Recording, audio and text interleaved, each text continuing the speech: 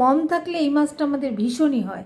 Simple রান্না, জিরে দিয়ে আলু দিয়ে ঝোল। তবে আজ ধনেপাতা নয়, আজ করবো গরম মশলা দিয়ে। মাছ ভাজলাম ফ্রাই প্যানে, কিন্তু রান্না করবো পরে। চলো।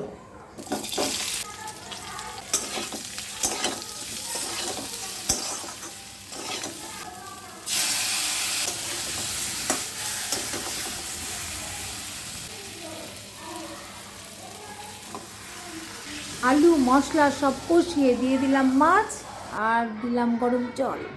ফুটে গেলেই দিলাম গরম মশলা, ব্যাস। চলো, কিছু লঙ্কা আছে, বোটা ছাড়ানো হয়নি, গুছিয়ে ফ্রিজে রাখি।